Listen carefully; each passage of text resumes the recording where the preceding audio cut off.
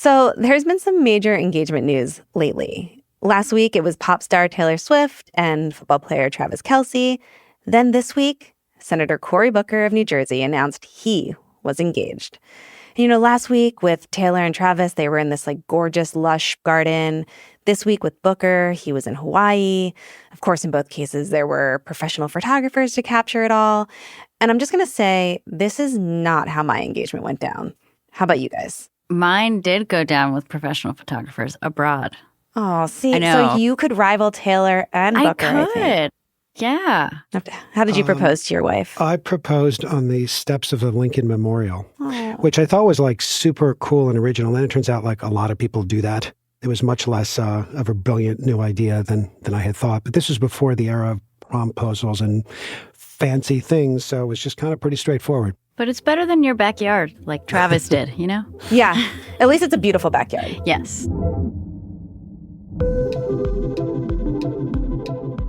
From the newsroom of The Washington Post, this is Post Report's weekly politics roundtable. I'm Colby Ekowitz. It's Friday, September 5th.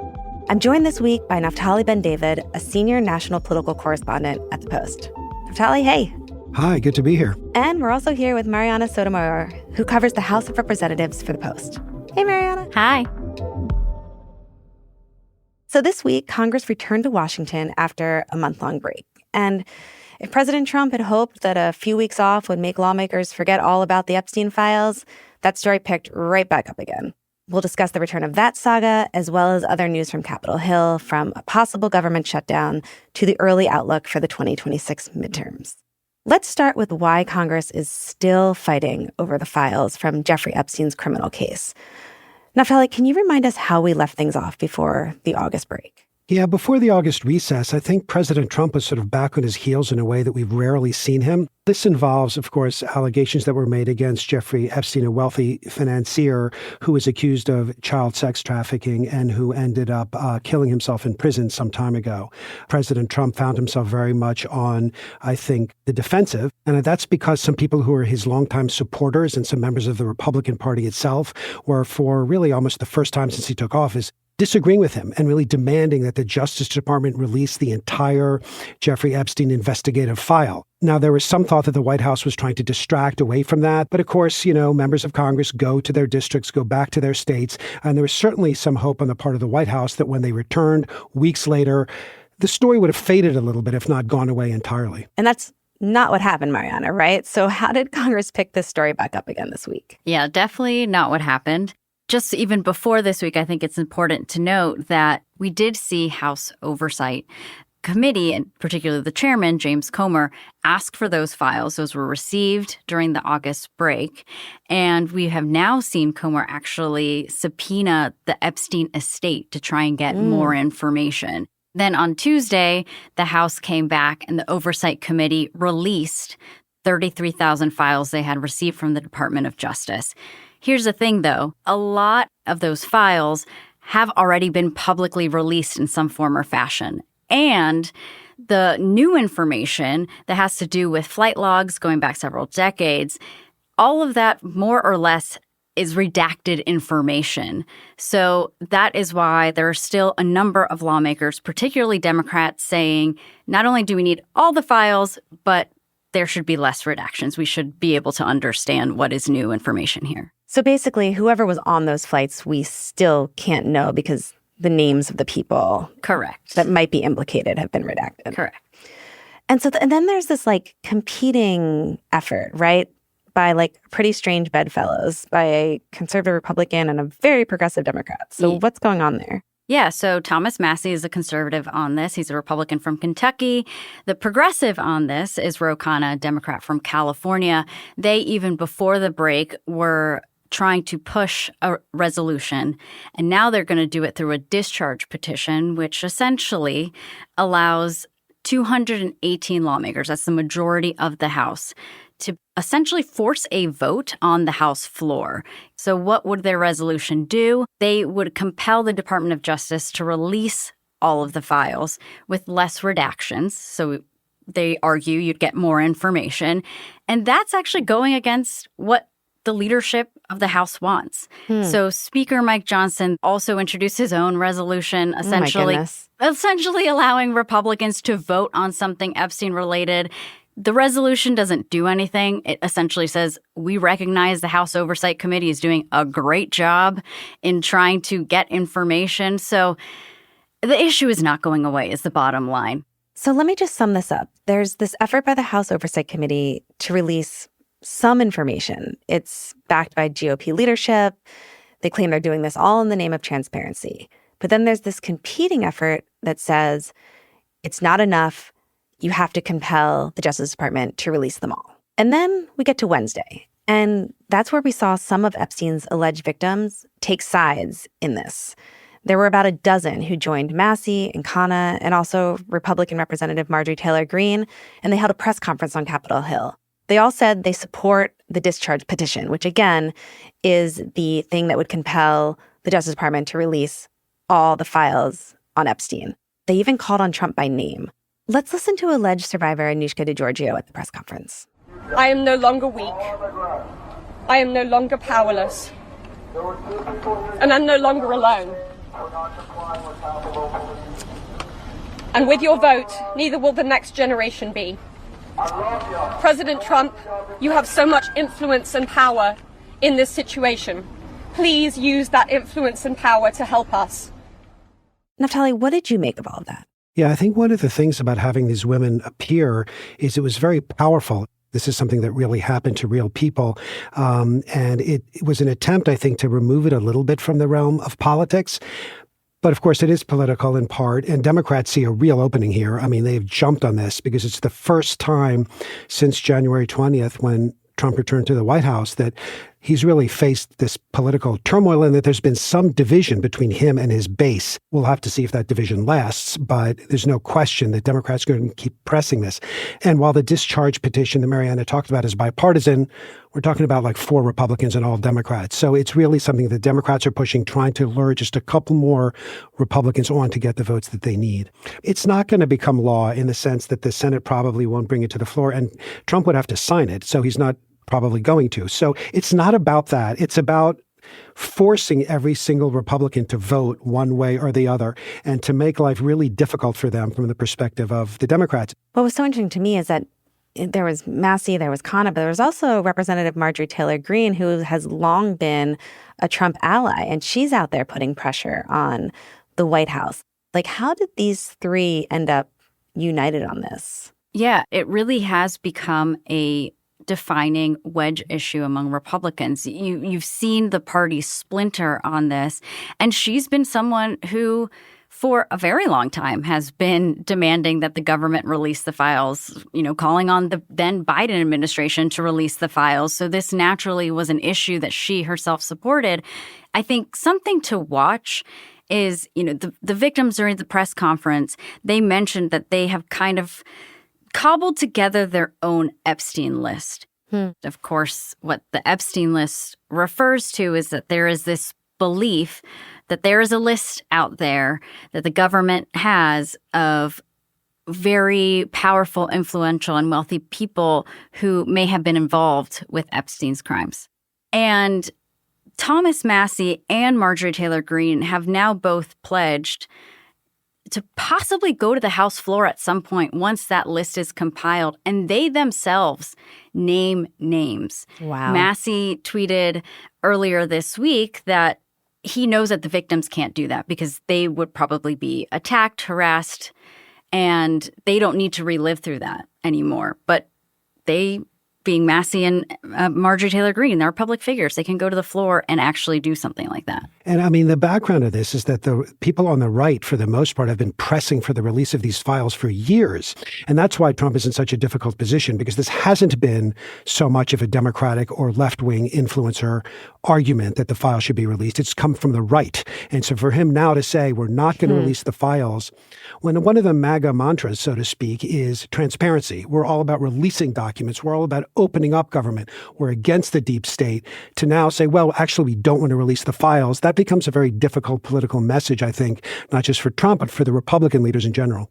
I mean, and there was reporting this week that I think it was a White House official said that, Republicans that sign on to these things, it's a hostile act towards the administration. That's kind of the position that the Trump administration is taking on this, which makes me think that they don't necessarily just see this as a distraction, but as a real political problem for him. Yeah, they do seem to be pretty worried about it. I mean, President Trump is going to a lot of lengths to explicitly and implicitly warn people that if they cross him on this, he could bring some of his formidable political power, to punish them. Who knows? But it is striking how much time, energy, and effort they're putting on trying to tamp down this particular furor. And when there's so much else that they need to get done, right? I mean, how much does this derail them from the rest of their agenda? I mean, it has completely overshadowed everything else that they have to do, not just this month, but for the rest of the year. I mean, They were in session for maybe 72 hours this week, and all the questions that House Republicans were getting were on Epstein. Wow. Nothing really much on having to fund the government. Those conversations are happening behind closed doors. But, this is a spotlight that none of them want to be in. But it's not just us reporters asking these questions. As Naftali mentioned, it is the MAGA base. It is the social media influencers trying to find out, where does a House Republican lawmaker lie on this issue? Is there a chance, and I'm glad you brought up the spending, because we're facing what is like the real possibility of a government shutdown at the end of this month. Congress has until September 30th to fund the government. And we've seen over the last decade or so, Congress seems to consistently bring the government right to the brink in these funding fights. We know it's really hard to pass anything with bipartisan support in Congress. So, what are the battle lines here? What are you going to be watching over the next 3 weeks? Yeah, so I think in the next coming days, hopefully Republicans, both in the House and Senate, will have a plan as how to fund the government. Because they don't have a plan right now. Correct. Okay. A lot of the conversations are surrounding potentially having an extension of current funds. That's known as a continuing resolution, or a CR. So not the yearly appropriations process where, you have to pass 12 bills to fund all the government departments. So this is just probably an extension that goes through December, giving lawmakers more time to hopefully get new bills done. However, you have members of the House Freedom Caucus who notoriously do not like these extensions. They would like to see a more robust funding effort. Democrats are absolutely needed in the Senate to make sure that the government is funded. And as of right now, Democrats are not really inclined to help out Republicans. And the reason why is because we've seen Trump and congressional Republicans claw back already appropriated funds throughout the year. Democrats are really not happy about that. There are also Republicans who don't love that as well. So as of right now, it's just very early. People are kind of just waiting for leadership, both on the House and Democratic side, to position themselves. But I think the closer we get to that September 30th date, there'll be a lot more answers as to how this looks, and might be able to say more clearly how Democrats vote for this and how Republicans do as well. Well, one question I have, Naftali, is does the funding bills even matter anymore if Trump can just decide, okay, that's been appropriated by Congress, but I'm just not going to spend that money, or I'm just going to kill that program even though Congress authorized it? Trump seems to be taking spending into his own hands anyway. I mean, I think that's a really basic question. And a lot of Democrats are now saying, why should we make a deal with Republicans when Trump's going to turn around and violate the deal at the drop of a hat? I mean, yes, Congress still does have to fund the government, even though Trump can turn around, or at least he is trying to, and claw back some of the money, cut the funding, or just not spend it in ways that are, of course, now being challenged in court. But I think that is the viewpoint of many Democrats, is why should we even work with you guys on this when no deal that we reach is sacrosanct, because the White House might turn around and cut it. So I think that's very much entering into the dynamic. Well, looking ahead to that end of the month deadline on government funding. I mean, I was up on the Hill covering the government shutdown in 2013 when Republicans refused to fund the government if it didn't also kill Obamacare. The public widely blamed Republicans for all that chaos, but then the Republicans went on to sweep the 2014 midterms. So who do you think would take the political fall if the GOP-led Congress can't get enough votes to keep the government open? And will that matter by next November? I mean, I think that this is a guess.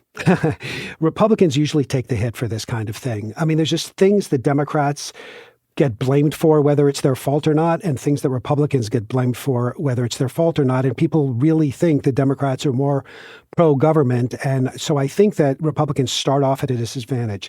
Secondly, they control the White House and the House and the Senate. And thirdly, President Trump was elected in part because he was supposed to be competent when it came to financial matters. He kept on talking about how incompetent Biden was, and look at inflation and look at spending. I know how to run things. And so if the government shuts down on his watch, I think it's going to be a challenge. I mean, whether it'll matter in November 2026, I don't know. But if there's a broader narrative that, the economy isn't great and the government's not in great shape, this could be one more data point that voters look at. So let's take a break here. And when we come back, I want to talk about the Democrats and their fight to win back the House in the 2026 midterms and how that's already shaping up. We'll be right back.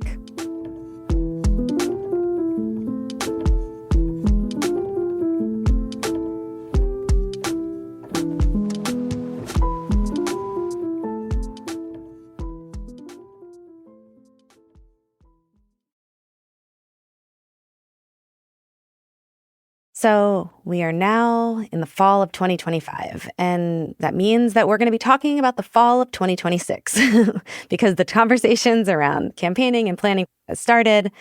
Mariana, you reported this week that Democrats are deep in planning mode for how they can win back the House. So what did you learn in that reporting? Yeah, so Democrats, the party, are not in a good place. And it's up to House Democrats as well as Senate Democrats to try and not just obviously win back the majority, but to do that, win back voters. The Democratic Party actually has a voter registration problem. A lot of previously declared Democrats are now either registering as independents or Republicans. Obviously, the Democratic base is pretty depressed. They say there's no leader, or, congressional lawmakers aren't fighting back. So that is the hole that Minority Leader Hakeem Jeffries in the House is really trying to drag Democrats out of. He's really looking at this as like, what does the House need to do? And part of that is the redistricting question. We're seeing Republican states redrawing maps, Democratic states responding. He's been part of that effort and really does believe, well, if we don't have grounds to even compete, then we're not going to be able to win back the House.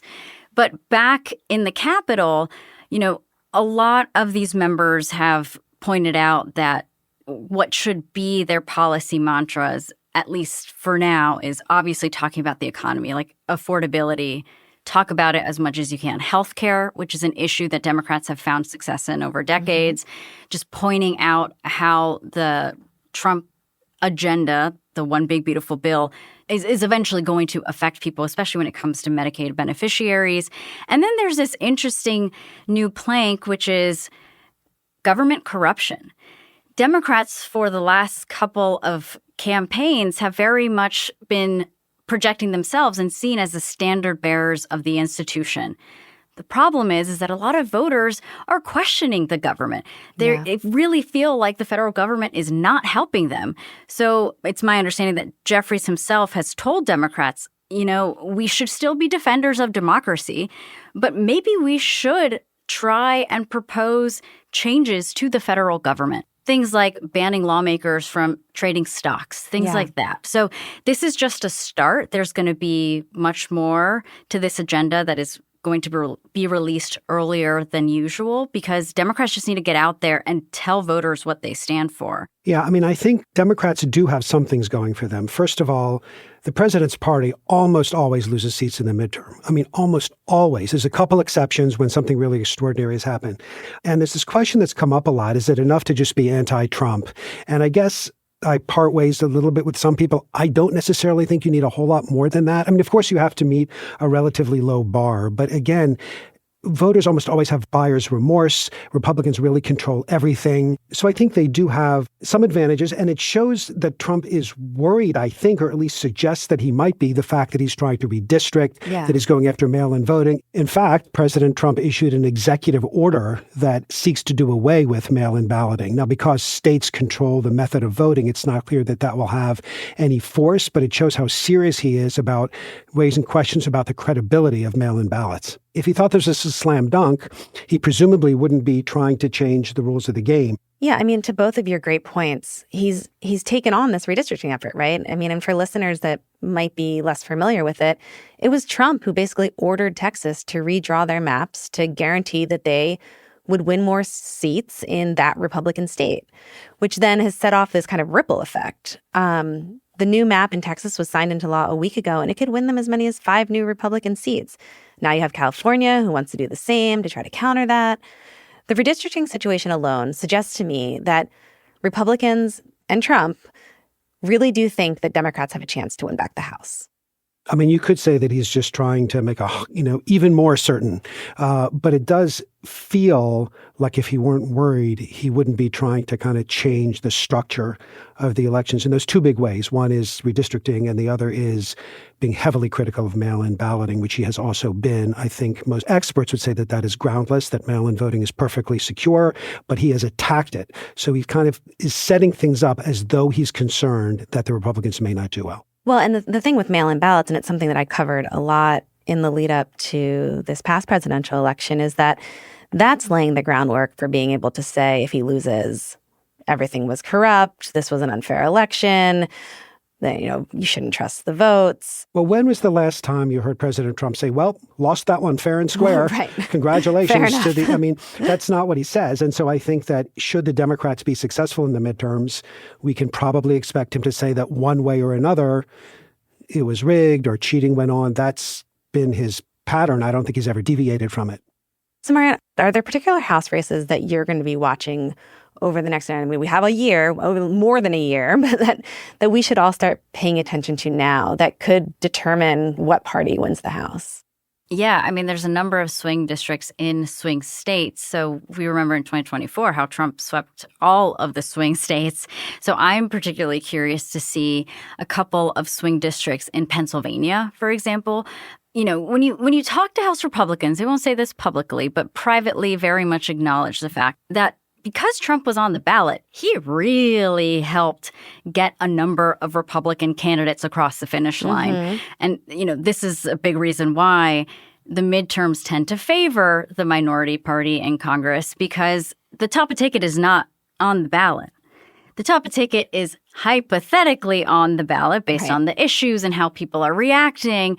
But there are a constituency of voters who just turn out for Donald Trump. Yeah, the voters that tend to be most motivated in midterms are the opposition party's voters that are really mad at whatever it is that the incumbent president is doing. President Trump does have a way of breaking a lot of political rules, so I also would not make any ironclad predictions here. But that's why some of those numbers about Democrats' polls being low, that is true. But the other thing that really matters is who turns out. And so even if Democrats maybe have fewer voters supporting them, if their guys turn out more than the Republicans, of course they'll do well. So I think there's a lot of complications in this mix that have yet to be fully played out. And I think on the question of redistricting, too, it's not a guarantee that all 5 Republican districts now in Texas will go for Republicans. There's 2 Democrats in South Texas who have consistently won in Trump districts. So that might not be a solid 5 gain for Republicans. And if California redistricts, same kind of situation there. There's some Republicans in Democratic districts who just have continued to be able to win. I think if we look at like Missouri and Indiana, those 2 Republican states, if they're able to redistrict, a lot of those lawmakers, despite them publicly saying, yes, we are for redistricting in our state, it could possibly actually create more swing districts, still be districts and areas that Trump won, but it could become more swingy, which is interesting. So you're saying it could backfire? It could backfire. And Naftali, we've been talking about the House, but what about the Senate? Like, is that in play at all next year? Because they really do. The Democrats seem like they have some strong recruits. I mean, I think that it's sure, technically in play. Yeah. I think for all intents and purposes, it's all but out of reach. Just to remind folks, Republicans have a 53-47 majority. So Democrats would have to win 4 seats. And it just doesn't seem like there are that many seats in play. The Democrats do have a few potential pickup opportunities. For example, in Ohio, they managed to recruit former Senator Sherrod Brown to run again. He could conceivably win. In North Carolina, they recruited the former governor, who was relatively popular, a guy named Roy Cooper. And in Maine, Susan Collins always faces a challenge because Maine is a relatively Democratic or at least a purple state. So those are 3 places where they hope that they can perhaps make gains. But Republicans have potential pickups, too, in places like New Hampshire and Georgia, maybe Michigan. So Democrats would really, really have to run the table. So it's not impossible, but I think that it's unlikely. I know it's the other side of the Capitol for you, but you don't venture over What's over there? What is over there? What do they do? A good coffee shop. Yes. Is on that side of the hill. But what is your sense about the Senate? Yeah, it's interesting being a House person, just talking to Democratic strategists who both help Senate and House campaigns. They will say that the House has an easier chance of being flipped. And that is a big reason why so much pressure is being put on Jeffries and House Democrats to just come up with an answer for the Democratic Party. Doesn't mean that the Senate isn't trying to do the same thing. It's just more of an outlook that it's just harder in the Senate to be able to say, okay, let's put all of our efforts to make sure that the majority flips. It's just a harder game. Yeah. So I wanted to end on one thing, and it's the fact that in the midterms, Democrats are going to have to figure out how to talk about crime and immigration. And here in D.C., obviously, we've seen Trump deploy the National Guard. We've seen a massive increase in immigration arrests. And he's now threatening that he's going to be sending troops to Chicago to try to clean up the alleged crime there. How are Democrats going to be able to talk about this in a way that makes them sound like they're not soft on crime, but that also opposes the actions that Trump has taken? I think it's really hard. I mean, the thing that Trump is very good at is putting Democrats in the position of defending the status quo, which is not where they want to be. But the message that we don't like crime either, but we just think what Trump's doing is too much, that's not a very effective message. So I think what they're going to be trying to do is come up with their own proposals for change, just that they're different than the Republican proposals for change, so that they don't come off as suggesting that things were just fine and that anything Trump does is bad. But it's a difficult political challenge, no question about it. Yeah, it's definitely difficult. I mean, even in the last couple of weeks with this question about crime in D.C., the reaction from Democrats, including Democratic leaders, was crime is so much better in D.C. than it was just a couple of years ago. Democratic strategists are like, you can't say that. Right. Because there is still crime. There is still crime. Right. You can talk about how acknowledging that reality and maybe proposing something else or mentioning, I think it's extreme, et cetera, et cetera. But there is a call from lawmakers to really address those two issues. I've heard from the Progressive Caucus having conversations with the Blue Dogs, who are the centrist caucus within the House Democrats, and finding agreement on just being able to say, we do need to fund the border. Yeah. The advice that Democrats have been giving each other is just talk about it. Just literally talk about it. If you're asked about border security, if you're asked about immigration, if you're asked about crime, talk about it. Because in the past, they were kind of running away from those issues or just completely trying to skirt the issues. And the Democrats really faced this problem in the last election. I mean, they spent a lot of time saying, but immigration really has been reduced at the border, but inflation really has gone down. And they were right. I mean, that's the thing. And they're also right that crime has gone down dramatically in every major city. But it doesn't really matter because voters often don't feel that way. When they say it doesn't matter, I mean, it doesn't matter politically. It doesn't matter substantively. And it's just a really tough message to send. People don't want to hear, well, it's better than it was. They want to hear that you share their concerns and you have a plan for making it better. And I think that's what the Democrats have to face. Well, let's leave it there. Thank you guys so much for this conversation. That's it for today's episode. Naftali, Mariana, thank you. Thanks for having us. Thanks. Good to be here.